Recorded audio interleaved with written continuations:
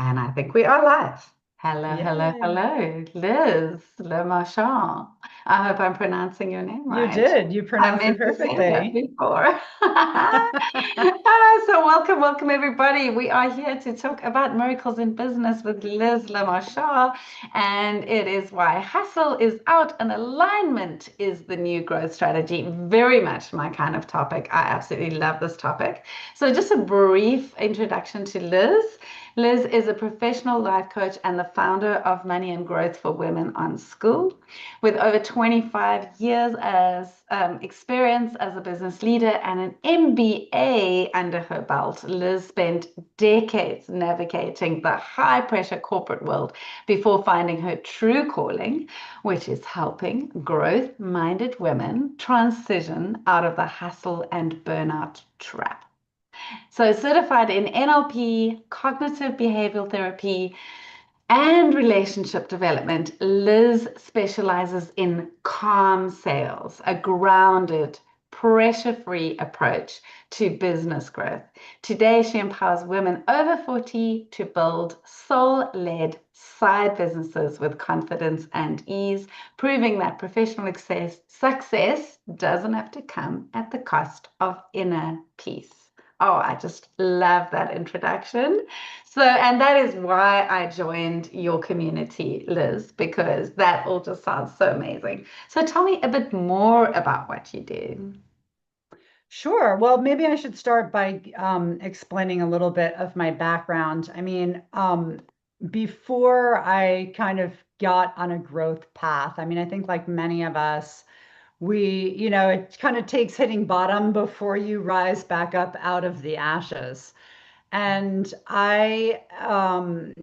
many years ago was working in corporate America, working the crazy kind of lifestyle that many people do, where work is really at the top of the list of priorities, and then everything else kind of falls to the bottom. And I got burnt out pretty quickly of that lifestyle and felt that I had really been betrayed by society. I think especially in American culture, we very much believe work hard, you'll be successful, and if you have money, you'll be happy. And I really bought into that. I kept kind of delaying my happiness because I would always think like, oh, when I have that thing, when I have that diploma, when I have that job, when I've got that house, whatever it is, then I'll be happy. And of course, that's not how things work. And I realized too, when I had everything on paper that looked perfect, I still wasn't happy. And that's when I realized I needed to create my life by design and start making decisions and choices for myself instead of choosing what society told me I should choose, expecting that to kind of fill my buckets. And so I left the US. I literally left everything behind. I reduced all my belongings to what would fit in a backpack. I quit my job. I left my friends and family, and I took a year. It was supposed to be a sabbatical year to travel, and it turned into 26 years, and I just never went back. So so I traveled, and then I finally settled in the south of France, where I went back and got my master's degree in business. And now I do work in business, and I have my own business as well, but it's not a work environment like I used to have, which was the hustle culture, which was the dog eat dog culture, which was I have to crush you so that I can rise. And I'm a firm believer, especially now, we're seeing a kind of counterculture of women supporting women. We're lifting each other up. And for me, that's very empowering. And I love being part of that movement. Oh, you're on mute, Lauren. I can't hear you. Sorry, my dog was barking in the background. I don't know if you can hear it or can't hear it, No, but when he barks, I you're always good. switch it off. Okay, so one of the things that we didn't mention in your introduction, which I think is the juiciest thing about you, is that you have also recently, I think it's recently, become a stand-up comedian. So I'd love to Yep. know how that fits into you as a business coach. Yeah, well, thanks for that question. So, about 4 years ago, as part of my personal development journey, I decided to test the waters with stand-up comedy. I've always loved stand-up comedy. It was always something that I was interested in. And for me, it was really a challenge to myself to get myself out of my comfort zone. And I learned so much from the experience. And I do bring that into business because, first of all, I mean, a lot of people in business, myself included, you know, prior to doing the work that I've done on myself, really, we focus on being so serious all the time. We're so focused on the outcome and what's next and reaching our goals and all this kind of stuff, which is great. I'm not, saying that we shouldn't do that, but it's supposed to be fun. And of course, when we can bring that open hearted presence into business where we're able to accept what is, be totally out of our head and just completely in the moment, engaging with people, because really that's what stand up comedy takes. Like if you get up on stage, you're in your head and you're replying, like you lose the audience. Everything comes through your energy, and the same is true in a business conversation. If you're in a sales call, but you're worried in your head, like, oh my God, is this person going to say yes? And oh, I'm so worried about that. Or what if I didn't say it right? And oh my God, I'm messing up right now. The person is not going to be interested in what you have to say. And that energy, that open-hearted presence is so, so important just in multiple areas of life. And stand-up comedy definitely taught me how to do that and also have a good time and to laugh at. I mean, there's so many things that are relatable to people. And a lot of times in the business context, we don't allow ourselves to talk about that. And when we can, we actually deepen the relationship with people. Some of the best client relationships I have are the ones where we've really dropped the mask and we're able to be real instead of just showing up on a Zoom call like, oh, how you doing today? I'm good. How are you doing today? I'm good. This kind of superficial type of banter. And stand-up comedy is definitely like that. You're really taking off the mask, you're getting real. And that's when people laugh the hardest, is when they so relate to your, weird thing that happened, or whatever it is. Yeah. So that Oh, that definitely has helped me tremendously doing so stand-up true. And it comedy. also takes a heck of a lot of confidence to go and stand up on stage. And I think for most people, it takes a lot of confidence to do a sales call, especially if it's a cold call or someone you don't know really well. And so I think that I would imagine you would have had to have summoned up. I mean, it, tell me about that very first time you went on stage as a stand-up comedian. Were you nervous? Or were you? Terrifying. Yeah, it was terrifying to get up on the first time. I mean, first, I think there's a myth around confidence because we think we need it in order to do things, but you get it by doing the thing. Yeah. So you don't have confidence first. You develop confidence over time by doing something again and again and again. It's Yeah. kind of like riding a bicycle. So yeah, the very first time I got up on stage, I was absolutely petrified. I mean, first of all, I was doing my first performance in French, which is, my second Wow. language, so not my first.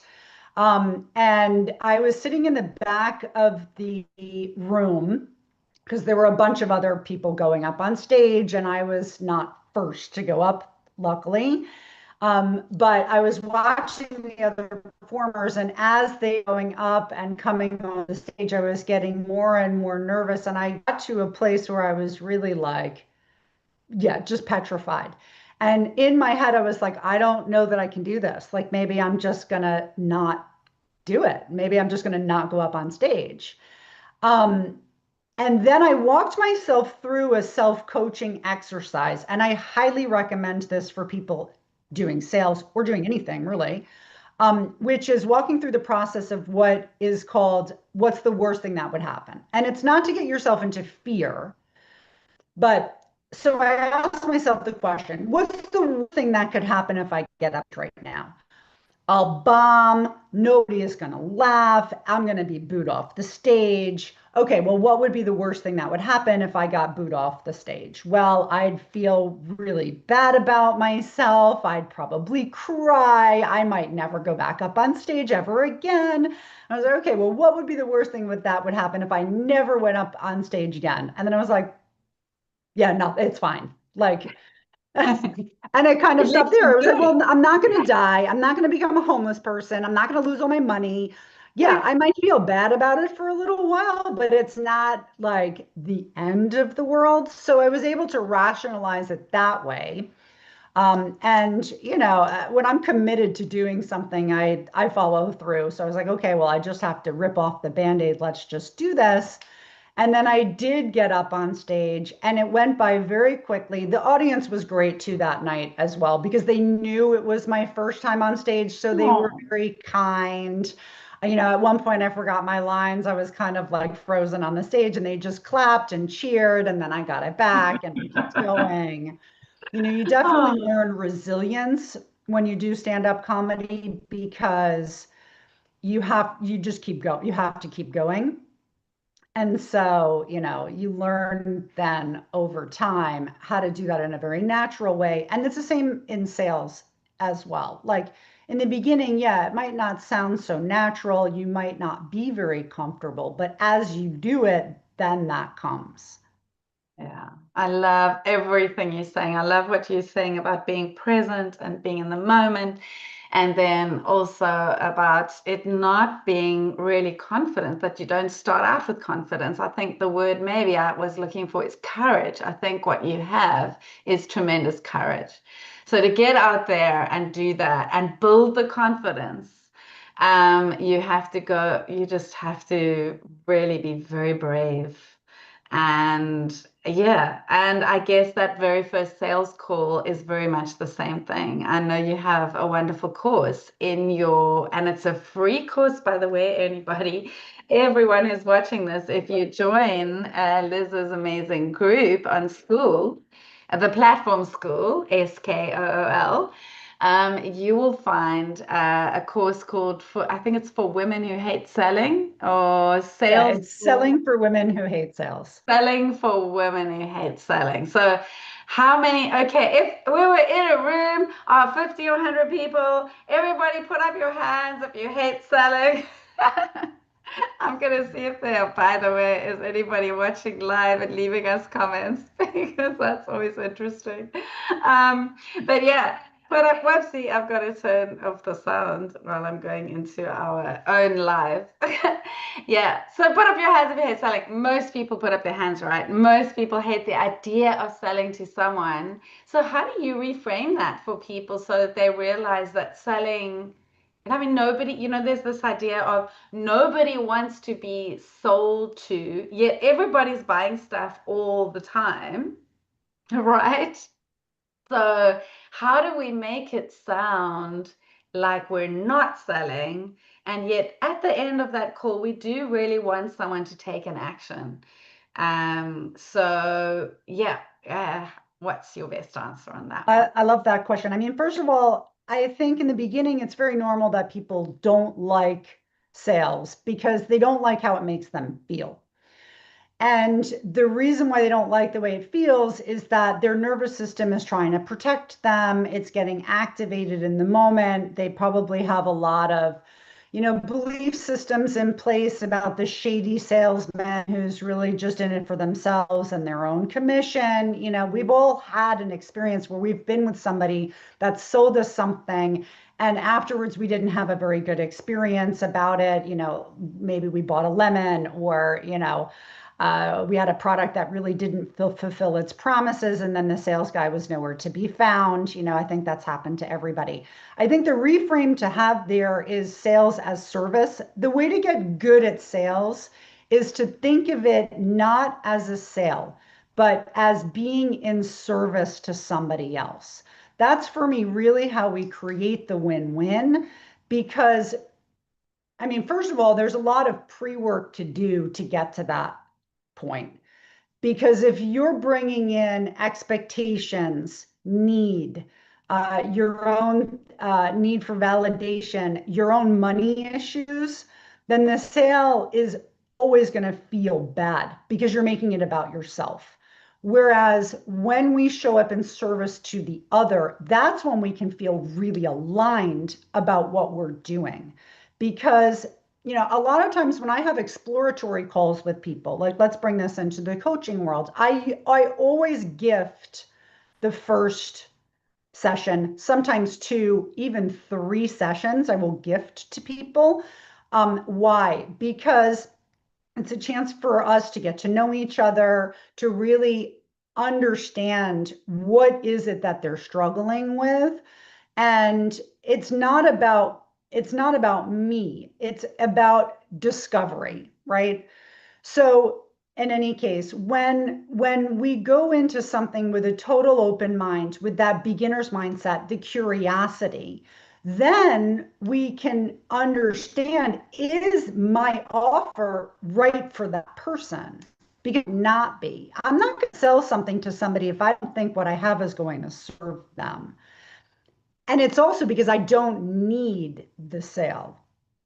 We kind of have to unhinge our need for financial security from the sale. And I know that sounds crazy, but in essence, when we're able to do that, and of course, I'm not here to give people financial advice, but if you're broke and you're trying to develop a business, like you probably need to get a job first and like secure your bills and all that kind of stuff so that you're not running your business from a place of scarcity because you absolutely need the sale. I don't need the sale. I would love to get a sale and it feels like winning when I get a sale, but that's because I know that the person also is like aligned with the service. They know that it's something that's going to help them, and we're creating a win-win together. So that for me is really the reframe to have, is that when I'm showing up in service to the other, when I'm positioning my offer, it's it's like a gift because most people, when if they're in a sales call, it's that they already know that they have something they want to work on, whatever it is, whatever the topic is. So if they're there, it's that there is an interest. So what is the challenge that they have? What is the pain point? What is the underlying thing that they want to solve that I can help them with? And then we're discovering that together during the sales call. And then the natural transition is, wow, that is so interesting. Thank you so much for sharing that with me. I'd love to show you how I think I might be able to help you with that. Are you open to hearing, a potential solution? When you're asking that as a question, people never say no. No, I don't want to know what the solution is. So you're being invited in, and from there then you're positioning what it is that you have, and then the person has free will. They have choice. They can say no, but I do very often, as a technique, we talk about like counter arguing and stuff. I don't counter argue Mm. because that implies that we're in a battle and that this is an argument. Yeah. But sometimes people do need a little bit of help to get to the yes. And Mm. the reason for that is, I say very often, people like to say no. It's comfortable to say no. They stay inside their comfort zone when they say no. And many times it might take several no's before the person is a yes. And also, sometimes people say no because they can't think themselves of how they're going to do something. So they'll say, no, I can't, because they don't know how to do it. And what I do is I help them see it differently because, in fact, it's when we say yes in faith that then the how opens up and becomes possible. We don't have to have it all figured out before we say yes. But there are a lot of people that don't know that. They're not aware of that. And so then they convince themselves that they can't do it instead of asking the question, how can I? Mm, So lovely. I help them with that during the actual process. If somebody is saying a no, it's not about me. What is this person showing me about their blueprint and where they're at right now? And again, that's when I know that what I have is of value to that person based on what they told me during the exploratory phase of the sales call. But if I think that what I have is not going to serve them, then I don't try to sell to them. I just say, thank you so much. It's been a great conversation. Maybe I know somebody else that might be a better fit and I'll recommend that person. Or I just say, I wish you the best and let's keep in touch. And I close the call then because I'm not hell bent on getting a sale just for the sake of getting a sale. That's not sales in alignment. Wow, you are making such important points here. And you also mentioned something at the beginning when you started talking about preparation. And I do think that, yeah, before you get to the actual selling, there is so much preparation along the way that the people are kind of primed, they want to work with you, they're already feeling like they know you know the answers that will help them. And so before they even come to a call, I think it really helps if there's if you've laid that foundation. Um, yeah. So does that form part of your work as well? Like showing people how to get to the point of actually having the call. Oh, we lost you. Yeah, sorry. No, I have to get my laptop plugged in. The battery is going, Oh, so I yeah, had to good reach idea. down for the cord. Sorry. Yeah, no, there is. I mean, there's a lot if we think of the buyer journey and the sales funnel, there's a lot of education and nurturing that has to happen before the person is going to accept a sales call. This is obviously cold calling kind of aside. Cold calling can be an interesting tactic for certain businesses, but not all. And, it obviously does take a very specific skill set to be able to do cold calling well so that you don't just sound like a robot, calling people with something totally uninteresting and bothering them and all that kind of stuff. But that aside, establishing thought leadership for yourself, creating credibility, across channels, exposure, visibility, all of that is an important part of the process because really what you're doing is you're creating rapport with the person because rapport is the currency of trust. If you have somebody's trust, it's like you said before, they trust that you're somebody who has value, that you can help them with whatever it is that they're struggling with. That's already like a huge part of the buyer journey, let's say, right? So because everybody who knows you is not going to be ready to buy. They're not at the bottom of the funnel, and we shouldn't treat them like they are. Somebody who's really just getting to know you, well, get to know them first. Don't start pitching everybody your offer when they're not ready to hear it yet. So yeah, Yeah. that's definitely part of it. But so much of it again is about the energy. I think when you have an abundance mindset, you're not trying to sell like in this kind of rush race kind of way, like everybody's got to buy. I do think sometimes what we see in sales techniques these days is very triggering of the nervous system. It's the fear of missing out. It's buy now or this offer is going to go Mm, away.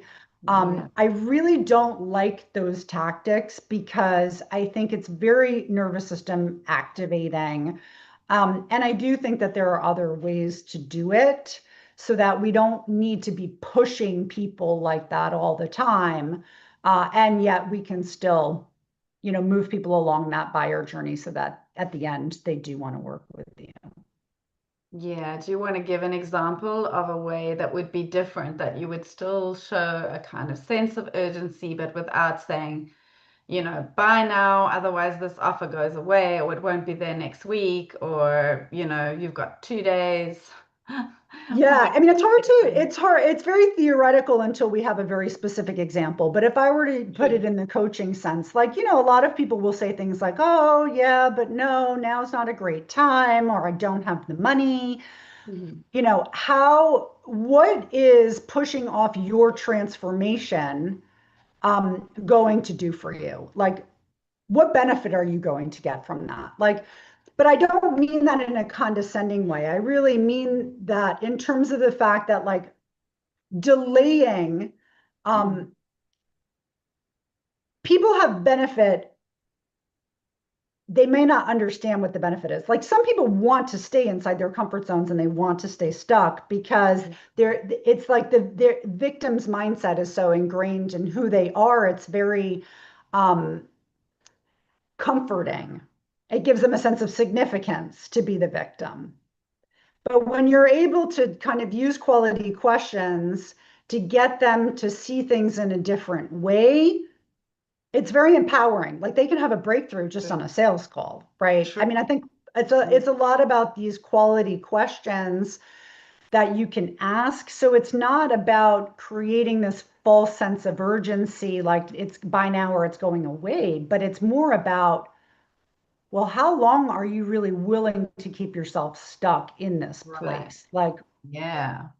and so it's a different conversation. Like, That and is a sometimes very it's different about energy. patterns. Sometimes people have a pattern. Like, where else are you delaying Mhm. doing something that you say is important to you? I did an Instagram video once, and it was really Mhm. about, like, if I were to look at your bank account, are are you funding this dream that you keep talking about, or is this just a nice thing to tell people? Like, you know, so Yeah. everyone's talking about this big dream that they have. Well, and then they're going and spending, $12 at Starbucks, and they're spending their money on other things. Well, what's really important to you? And Mhm. is your bank account kind of funding what you say is most important? Yeah. Yeah. Those are great questions to ask. Really great. Yeah. So yeah, and what is the pain of this? Like, if you stay in this, how is it going to impact your life going forward? Exactly. There's most people are not thinking about that and how that can shift them. The other question I wanted to ask, so we talk about miracles in business. So people that you've worked, either an example from your own life or from somebody you've worked with, what miracles in business have you seen through your work? Oh, so many. I think the thing is to stay open. Like, when you stay open, you'll see that miracles are there all the time. It's funny because years and years ago, I never would have even allowed myself to talk about miracles in business because it would have been like too woo-woo, and, oh, people will think like I'm some weird kind of spiritual lady or something.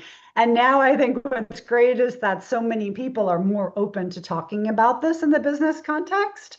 But for me, the miracles are, like, for example, sometimes business falls out of the sky, right? Well, has it really just fallen out of the sky? Sometimes we're planting seeds all the time. We're planting seeds. And those seeds a lot of times are going to grow, but we don't necessarily make the correlation between, oh, I planted the seed and then 5 years later, there's this plant that's grown, right? Right. So those can feel like miracles. Um, for me, the miracles are when, you really know that you've served somebody well. And, I don't even necessarily need the recognition, but it certainly feels great when someone says, like, oh my gosh, thank you so much. That was amazing. That it always feels really, really good to know that you've had a positive impact and that you're part of the ripple that creates a wave, that creates a movement in the world. For me, my why is very strong because I really want to empower women, because it's been a very short time in the history of women on the planet that we've actually been free. I mean, in many areas of the world. It hasn't even been 100 years that we've been able to vote, have a bank account without needing a husband's permission, can own property. Um, we need to have role models in this place that we're at to show women that it's okay. I think there's a lot of stigma for women in business that, we're going to be a super bitch and bulldozing and or, we're too shy and we're, seen as not really legitimate or, second best. There's a lot of that too.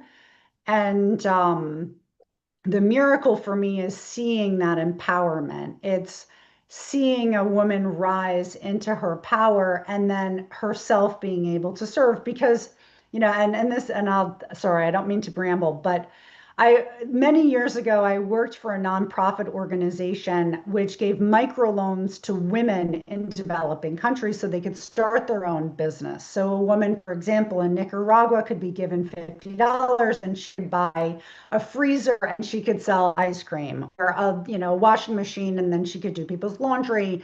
And the reason why they gave it to women is that the women would actually create their business because their why was to help improve the situation for their children and for their families. Whereas if they gave the money to men, they would basically go spend it on alcohol and they would disappear. So And my point in saying this is that for me, every woman in business who succeeds is creating this empowerment for all women, right? And that for me is definitely a miracle in business, that we can help each other and get to like we're really bringing the light into the world. Oh, you're on mute again. Sorry, I thought I unmuted myself. Oh my goodness, this button's not clicking. Sorry. Such a beautiful answer. Thank you. I love that. And miracles in your own business. So you mentioned that you have another business. So outside of your school community, do you mean? And outside of I have lots of different. So I have 6 different revenue streams. I mean, this is again what I'm talking about when I say abundance. Like, if you put all your eggs in one basket and then you drop the basket, well, that kind of sucks. So I have rental properties, I have investments, I have, my coaching business and the Skool community, and I teach marketing at the university level in the town that I live in. I teach international commerce students about international marketing strategy. I also work for a company, doing consulting work. So I've got lots of different, and then of course the stand-up comedy, and I do have writing projects. Like I've always got a lot of different things going on that are generating different streams of revenue. And but that's the result of years of investment, you see. So, again, I said earlier, unhinging your business from your finances, like the reason why I say that is just that when you have abundance in your life, that abundance translates to your business. And having abundance comes as well from seeing the abundance in other areas of our lives, right? So, somebody who may feel lack and scarcity in business might feel very abundant in their relationships with their family, or you might, I don't know, feel very abundant in another area. And it's tapping into that energy, that abundance energy, so that it then spills over into your business. Having unwavering faith in your ability to be able to navigate any moment, for me, is the definition of abundance.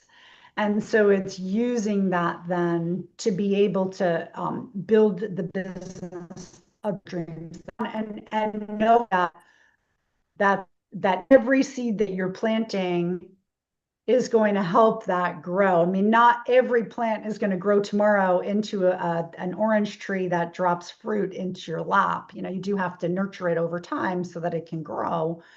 So having that kind of faith that it's actually happening, you know, is what creates the miracles. Because like I said, like I have opportunities sometimes that knock on my door and it feels like they've come out of nowhere, but actually they were seeds that I planted like 5 years ago. Right. Okay, so let's talk a little bit more about the hustle culture and why alignment is the new growth strategy. You have touched on it, but tell me more. What do you see as hustle culture? So you have six revenue streams. Some you're putting some, more in than others. Obviously, investments are not requiring your energy anymore, Right. and your rental properties are probably not requiring much energy either. So those are like passive income, right? Yep. So Yep. Absolutely. yeah. So are you talking about passive income versus, doing it all yourself? Or what do you mean? Well, everybody wants passive income, right? So, I mean, yes, passive income is definitely part of the puzzle. But the whole hustle culture for me are all of these kind of, bros that are out there kind of shouting all the time, like, you need to be across channels, you need to be posting on Instagram every single day, and you need to be doing that. And it's exhausting. It's just exhausting. For me, the hustle culture, I mean, it's just not sustainable over time.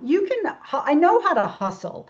And, in business, sometimes that is a requirement, but you can't hustle 24/7, 365 days a year, because then you'll burn yourself out. And Yeah. instead of, doing a rush and then relax. Like I talked to a woman the other day that I coached, and she does network marketing stuff. And she was like, oh, yeah, they had this goal. And it was like, we had to recruit 3 new people and we had, 6 days to do it. And, I was sending out emails to everybody and I finally got those people to come in. And then I was like, oh, and I was so exhausted after doing that. And I was like, okay, yeah. And then she took a break and did nothing for 2 weeks. And that's kind of what I'm talking about with the hustle culture. Like it's this massive push. And then, oh my gosh, you're like, have to sleep for 2 weeks afterwards. I think the small, consistent action that's consolidated over time is much more effective, sustainable as a strategy than it is this mass push and then doing nothing, and then a massive push and then doing nothing. And so it's finding the tools and strategies that work for you to be able to create that sustainability over time so that you do feel aligned with what you're doing. And it's not an all or nothing kind of equation. Hmm. Okay, that sounds really interesting. What comes to mind is, or what is it called? If you called a manifestor or a manifesting, is it called human dynamics or something like that? Have you ever looked at that? But I know everyone has a different style of how they Yeah. operate. And for some people, it is like massive push, then relax, massive push, then relax. And it's part of their being a manifestor or a manifesting generator. And then other people have, a different style. Yeah, Um, yeah. I mean, everyone. So the thing that I do want to say is that everybody is different. Every business is different. What works for one yeah. person might not work for another, and you have to develop your own method for yourself that you feel really congruent with. I coach a number of people who have ADHD, and that's how their brains work, and that's fine. I think Yeah. the thing is not to acceptance of where you're at and what works for you is key. Not to say, oh, yeah, no, this is not bad. But if you're doing something and you are not feeling good about it, if you're like, oh, there should be a Mhm. better way, and this way really isn't working for me because I'm exhausted, then we need to take a look at it and see, okay, well, what else could we do that might get you the outcome that you want in a way that does feel more aligned. If Yeah. you feel fine with what you're doing, that's fine. There's nothing wrong with that. Yeah. But I do find there are a lot of people that do this kind of push, Mhm. relax, push, fit and they don't feel aligned with it. They actually Yeah. feel exhausted by it. So then it's important to take a look and see what would work better. And of course, as you said, I mean, everyone's got a different energy type, a different personality type. Everybody's got a different viewpoint and a different type of business. So it's really about customizing for yourself a Yeah. system and a process that works best for you in light of all of those things. And then, of course, there are many tools. We're very fortunate because in today's day and world, we have so many tools that are True. available to help us.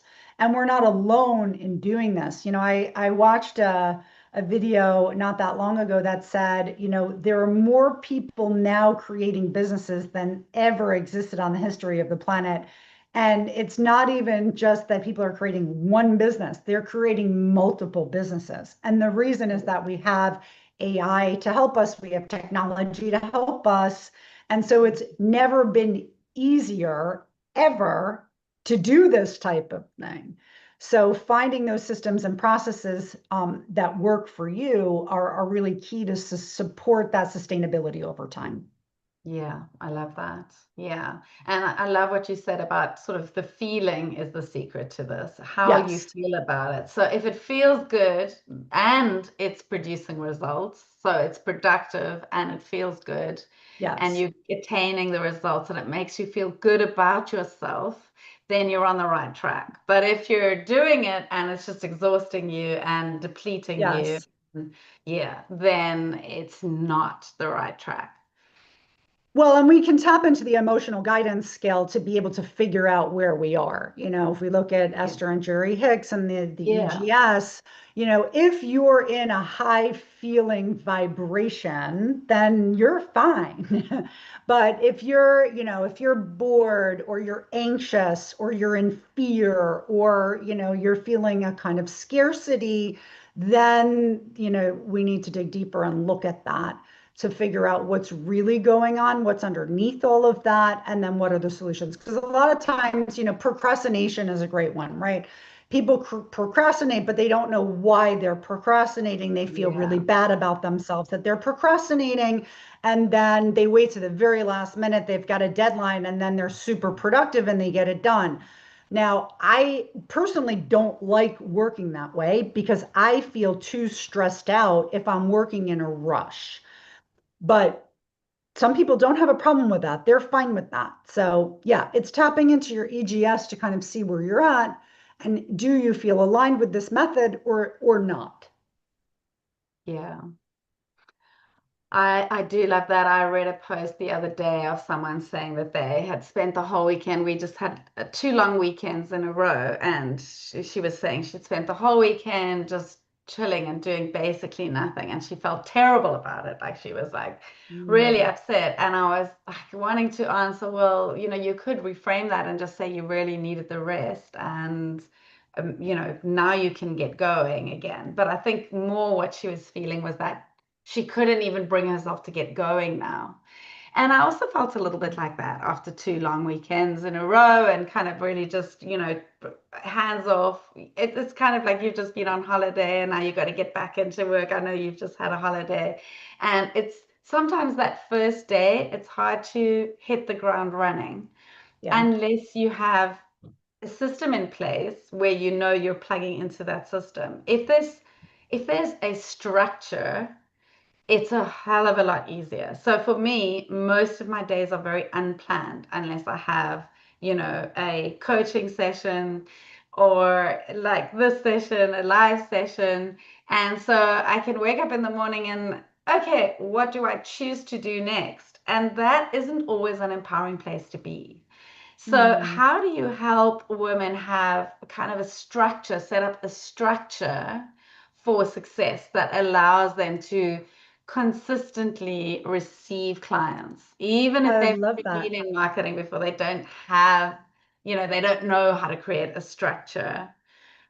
Yeah, I love that question. I mean, a lot of it comes down to accountability and having a mentor and a tribe in place to keep you accountable. Like I kind of Yeah. parallel it to like weight loss. If you want to lose weight, it's not that you can just decide and then tomorrow you wake up 20 kilos lighter. Like there is a process Yeah. and you need a structure in place to be able to do it. And of course, you also need some flexibility at the same time because some days you're not going to feel like doing something and other days you might feel like doing more. But I think the thing, what I do for myself is, I map out every single week. So I kind of look and I set my intention like, okay, what is my goal this week that I want to achieve? What is my intention then for today? What do I need to make sure that I'm doing? What are the check-in points? And then I hold myself accountable. I actually have an accountability buddy. I'll send her every single morning, like, this is what I'm grateful, this is what I'm celebrating. These are my 3 intentions for today. And we kind of check in on each other. And,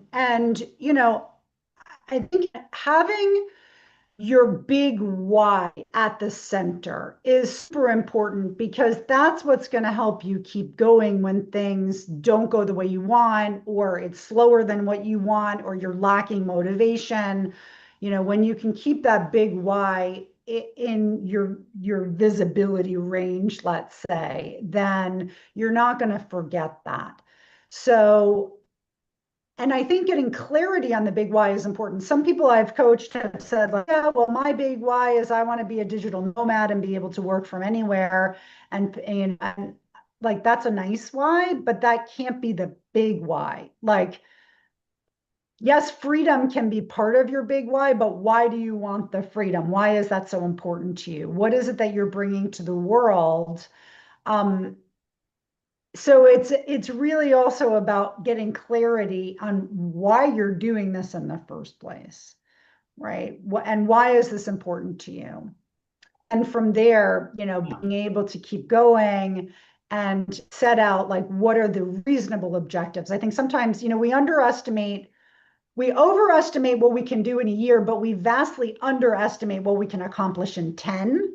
So it's also keeping that longer term vision in mind. Like every day is just a tiny drop in the bucket, but then the buckets become a year and then it becomes 5 years, 10 years. Like if I look back on the last 10 years of my life, I have accomplished so much more than I ever would have dreamed possible, even though last year I might not have reached all of the goals on my list. Wow, that is Anchoring in those so celebrations also help us really keep going, celebrating the wins, celebrating the progress. I think even celebrating the progress may be just as important because it helps you then remember that bigger picture over time. Yeah, I love that. So it's about having a really deep purpose. So when you're talking about your big why, you're talking about Yeah. doing your purpose work, right? Something that really lights Yes. you up, leaving a legacy. I don't know what it would mean for everybody. It's something different. So I guess that's part of your work as a business coach as well, is helping people really figure out their purpose and go deeper, deeper, deeper. Absolutely. Yeah. Yeah, Yeah. absolutely. I mean, the thing is that not everyone has to live their passion, but Mm. we have to still enjoy in life. Like otherwise, there is no purpose. It's supposed to be enjoy. We're supposed to enjoy our time here. We get a very, very short amount of time on this planet to do what we want, have the experience that we want to experience here, and also contribute in some way our piece of the big puzzle that is humanity. So yes, that may sound kind of existential, but I do think it's important for us to situate that so that it doesn't feel as heavy. Yeah. Yeah. So tell me your big why again. What really makes you get up in the morning and do it all again and again? Be consistent. Yeah, I mean, I think it's empowering women. I do believe that, in the history of man's time on earth, man's time on earth, women's time on earth, you Hmm. know, we we have evolved as a species. I think we're at a critical time right now. Like I am so grateful to live on earth now. There's really no time to be here, especially as a woman. Um, but we still have a ways to go. Um, I do think that there are still, and I've seen a huge difference even just in our lifetime. You know, if we think about how we raise girls and the conditioning and what we're meant to do and how we're meant to behave, like there's a fundamental shift now that's happening. And girls today have never had more freedom. You know, freedom to express themselves, to choose what they want to choose for themselves. But we still have a ways to go until we really do embody that total sense of freedom, that total sense of equality. Um, so yeah, I think for what I do is part of that movement of empowering women. So for Yeah. me, it's a fundamental piece for And humanity. yeah, and are you raising girls? Do you have daughters? I do have a daughter. She is 17 years old.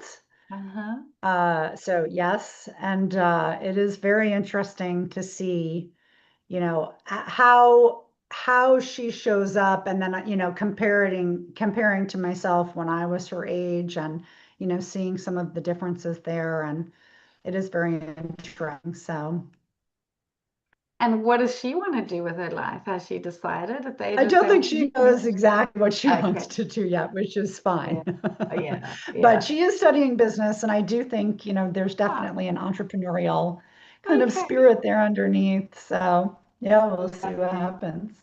Yeah, so maybe she'll also go on and do an MBA. So having done an MBA, do you feel that your MBA has also helped you enormously in everything that you do today? I think, yes, it has. I don't think that everybody needs to have an MBA to feel legitimate in business, though. I mean, for me, it's given me a lot of fundamental, skill sets that I didn't have prior to doing that, which are quite important. Especially in sales and marketing, understanding like indicators, how do you measure success? What made business profitable? There are kind of some key area. I mean, we can self-educate now, easier than ever before. There's tons of information at our fingertips, that wasn't the case 20 years ago. But um, yeah, I mean, I do think it has helped me because it gives you kind of a roadmap for the inner workings of a company, right? Like what makes a company successful? Why is it that there are, I don't know, 90% of all startups end up closing their doors after 5 years of being in business. Like that's a reality. Mhm. And many times people think like, oh, I'm creating this, it's going to sell itself. And it absolutely is not. Like there's no product in the history of products that just sold itself, with no marketing or sales whatsoever. And of course, today, there is so much noise, and there are so many products, and there's this kind of over consumer, culture that we have where everyone is, overbuying. So it's interesting, but I think it's the critical thinking soft skills that are most important. And you don't need an MBA to soft skills, but planning things, being able to look at things with a beginner's mind, getting curious, really digging deeper to understand. Those are some fundamental things I think that are very important to anybody who's in business. I love that. I love that. And do you think that women are doing things very, very differently to men? So, for example, when it comes to the sales, do you feel we sell differently to how men sell? The energy, a lot is about the energy. Um, I don't know that I've really sat down to think about that question. I think it depends on the product and it depends on who we're targeting. I do think that men sometimes forget that marketing to women is different. And so they try to sell their product to women the same way that they sell their products to men. And I Mm, don't think that that works particularly well. mhm, Again, it depends on the product, but I know that for myself, I said no to certain offers made by men because I didn't feel that their offer particularly represented women well enough. Like the offer didn't resonate with me mhm. enough to say yes to it because I Right. felt that the women element was underrepresented in their business model. Mhm. Um, so yeah, I don't know. I mean, I think it really does depend on the business. It depends on the person. It depends on a lot of different factors. So it's hard to speak in like a theoretical term. It'd be easier if there was a Right. particular example. But Okay. I think you did very well answering that anyway. That sounds exactly, yeah, right. They are things I have not bought as well from men, the way it's been sold. So I totally understand where you're coming from. Um, and yeah, there is this kind of bro marketing that feels very hustle, like feels very busy and let's throw in this and this and this and this and this and this and this and you just feel so overwhelmed that you just don't buy because it's just not, it doesn't feel safe. But not safe, but um, it doesn't feel ease. It feels like it's going to be so complicated. It's almost right, overcomplicated. And I think maybe when you simplify things, it's a lot easier to make a yes decision when something feels true. simple and ease, like you've spoken about alignment and ease. Um, Yeah. yeah. So what Well, and women in do you business have any, generally, I think, are yeah, more. Oh, sorry. yeah, sorry, carry on. No, I was going to say just, I think there's also a hunter and gatherer kind of aspect here too. I mean, women are very tribe oriented and we want Mm, to make sure that it's inclusive and that we're taking the other person into account. And I think men are more of like the hunter, like, yeah. let's get this sale. We're going to hunt and we're going to kill a deer, you know? And so there is kind of a difference there Yeah. in intention. Yeah. So, I mean, maybe that has something to do with it as well. But sorry, Ah, you were that's going to say. true. No, that's true. That reminds me of a talk I went to where it was about like what kind of a dog are you as a salesperson? Like, are you the little chihuahua? Or are you like I don't know, calm, I don't know, Great Dane. I can't remember what the dogs were. Are you a poodle? I can't remember all of them. That they were quite funny. And then there's obviously the Rottweiler that's like gonna go in and grab it. And yeah, it's really just about personality types, right? Right, really. I mean, that's what it was. So they used dogs. It was cute, actually. It was a very cute little talk to explain that, choleric and sanguine and phlegmatic. And yeah, it was interesting. It was interesting. Um, so I digress. There was a question I really wanted to ask you. Oh, yes. Do you have any rituals that you do on a daily basis that kind of calm you down and bring you into that presence, or something you do just before you go on stage, or something you do just before a sales call that makes you super calm and in the moment? Yeah, I love that question. There's lots of things that I do. I have my morning routine. Obviously, that's a big part of my day. So, journaling and meditation, also listening. I listen to some very calming kinds of music in the morning, kind of atmospheric, music. I do tapping. I really like tapping meditations to help me get present in the moment and really just preparing my state. So if I know I have a sales call that's coming up, for example, I will take maybe 5 to 10 minutes prior. I kind of review, I have like a cheat sheet with some notes on it, what's most important to this person, what do I need to make sure that I highlight. But then I get myself into a positive state. So maybe I'll like dance for a couple of minutes, or, Love I that. get, especially if I'm performing like that, like listening to music and dancing, gets myself into a kind of flow or state. So that I can be more present in the moment. I usually set some kind of intention. I have mantras as well that I use. So, you use them outside of the moment so that you remember them inside of the moment. So those are some of the prep things that I'll do, either before a sales goal or before a performance, just to really make sure that I'm fully present in the moment and able to show up to serve. I love that. I love that. What's your favorite mantra, if you can think of one off One of my offhand? favorite mantras, especially when it relates to business or to stand-up comedy, is this is hard and I'm capable of doing hard things. Oh, I love that. Oh, that's beautiful. Really nice. So that really helps me because it recognizes that sometimes it is hard. There's nothing wrong with it being hard, and I'm capable of doing hard things. So it's fine, and I'm going to get through it.